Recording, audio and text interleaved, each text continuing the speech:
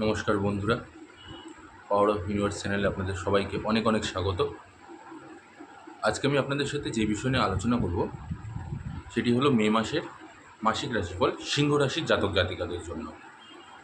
সিংহ রাশির জাতক জাতিকাদের জীবন বা এই মাসটা কীরকম যেতে চলেছে সেই সব বিষয় নিয়ে আজকে আলোচনা করব এবং সেই সাথে ভিডিওটির শেষে একটি প্রতিকার বলে দেব, যেটিকে যদি আপনারা মেনে চলেন তাহলে অনেকটা বাধা বিপত্তি আপনাদের কেটে যাবে।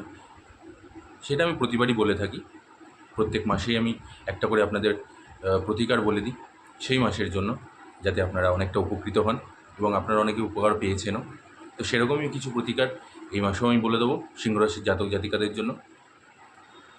তাহলে চলুন বেশি কথা না বাড়িয়ে শুরু করছি আজকে আপনাদের জন্য সিংহরাশির মে মাসের মাসিক রাশিফল সম্পর্কে।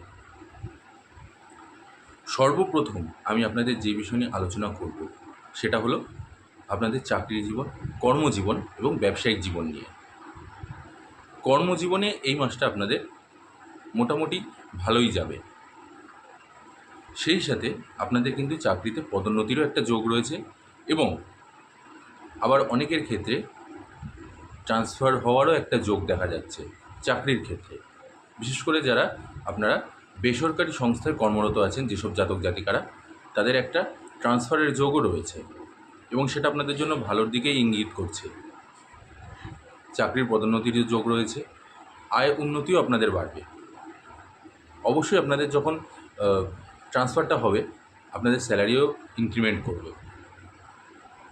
যারা ব্যবসায়ী আছেন, যেসব জাতক জাতিকারা, তাদের জন্য এই মাসটা যথেষ্ট অনুকূল।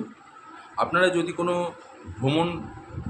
ভ্রমণে যাওয়ার জন্য তৈরি হয়ে থাকেন বা প্রস্তুতি নিয়ে থাকছেন ব্যবসার ক্ষেত্রে, ব্যবসাকে আরও উন্নত করার জন্য, আরও বাড়ানোর জন্য যদি আপনারা কোনো ভ্রমণের দিকে এগিয়ে যেতে থাকেন, তাহলে অবশ্যই আপনারা নির্দ্বিধায় যেতে পারেন। সেই ভ্রমণও আপনাদের খুব ভালো ফল দেবে। এতে করে আপনাদের ব্যবসায়ের ওপরে যথেষ্ট ভালো লাভ এনে দেবে যারা ব্যবসায়ী রয়েছেন।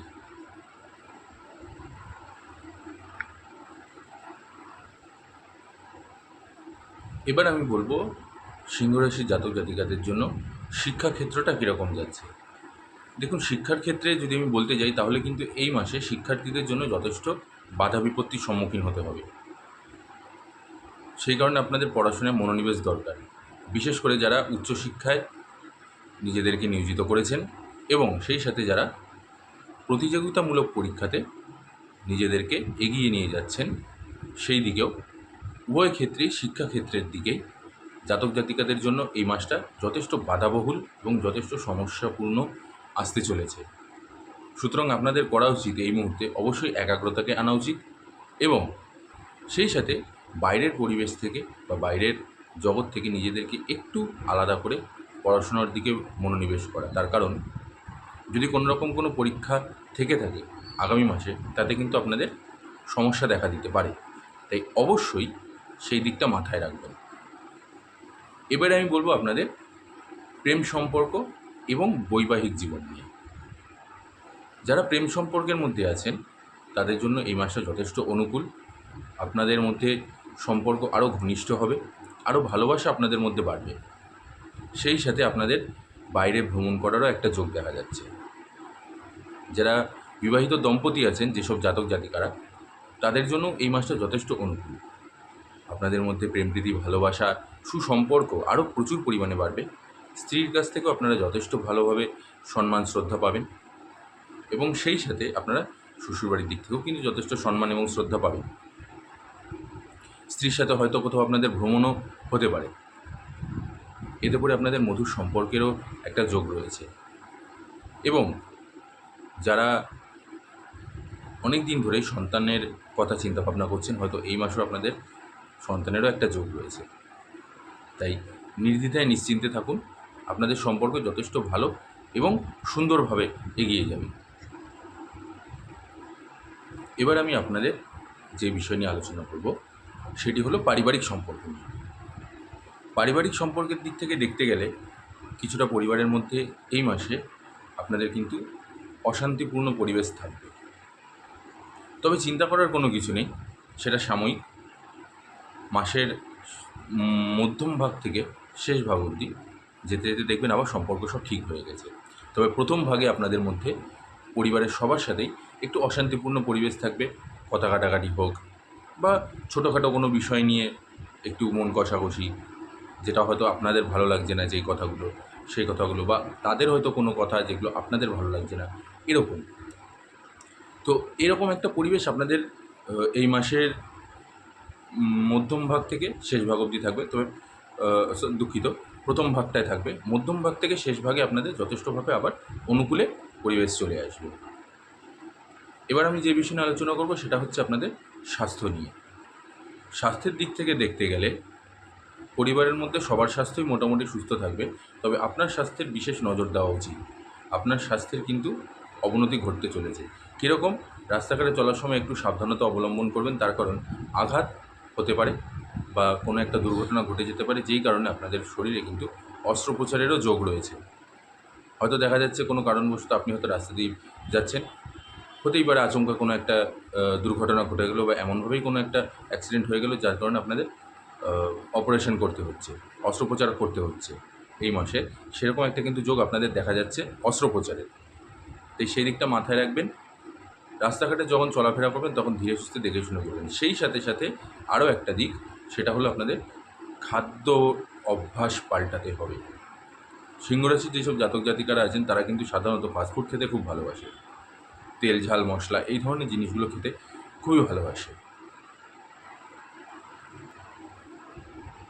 তাই সেই দিকটা আপনাদেরকে নজর দিতে হবে যতটা পারবেন এই মুহূর্তে, কারণ এমনি প্রচণ্ড গরম পড়েছে। এই গরমে যতটা পারবেন হালকা পাতলা খাবার দাবার খাওয়ার চেষ্টা করুন, তা না হলে কিন্তু পেটের সমস্যাও আপনাদেরকে খুব বাজে রকমভাবে ভোগাবে।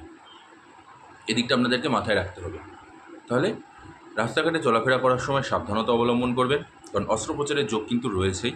এটাকে আপনারা দেখেও যদি না দেখার চেষ্টা করেন সেটাতে আপনাদেরই ক্ষতি হবে। আর সেই সাথে খাদ্যের অভ্যাসটাকে বদলান, খাদ্যাভ্যাস বদলান। যেরকম ধরনের খাবার দাবার আপনারা খাচ্ছেন সেই খাবার দাবারগুলোকে আপনারা বন্ধ করুন। তেল ঝাল মশলা ফাস্টফুড জাঙ্ক ফুড এই ধরনের জিনিসগুলোকে আপনারা অ্যাভয়েড করে চলুন। নর্মাল খাবার দাবার খান, যথেষ্ট শরীর ভালো থাকবে, সুস্থ থাকবে। ওভারঅল দেখতে গেলে এই মাসটা আপনাদের মোটামুটি ভালোই যাবে।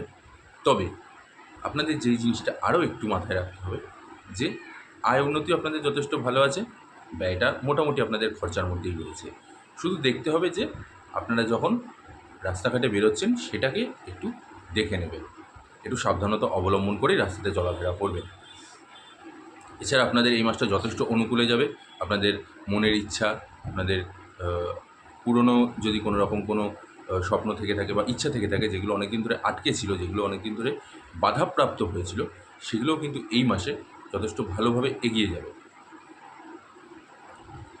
এইবারে আমি আপনাদের বলে দেবো যে এই মাসে আপনাদের একটি প্রতিকার, যে প্রতিকারটা অবলম্বন করে দেখবেন আপনাদের যে বাধা বিপত্তি যেগুলো সেগুলো অনেকটা কেটে যাবে।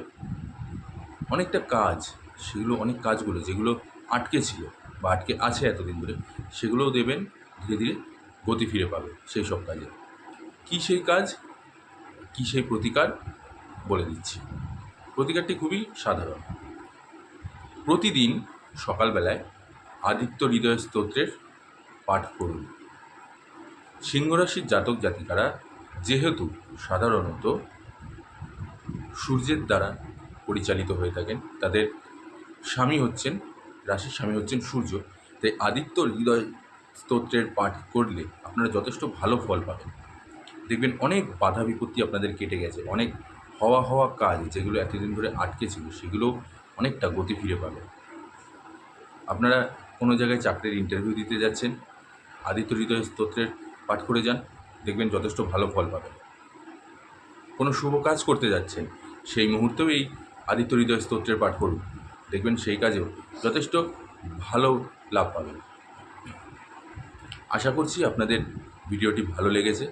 ভিডিওটি ভালো লাগলে অবশ্যই একটি লাইক আর কমেন্ট করে জানাবেন, আর সেই সাথে শেয়ার করে দেবেন। আর যারা আমার চ্যানেলে নতুন আছেন তারা অবশ্যই আমার চ্যানেলটিকে সাবস্ক্রাইব করে দেবেন। আজ এখানেই শেষ করছি। জয় বড়মা।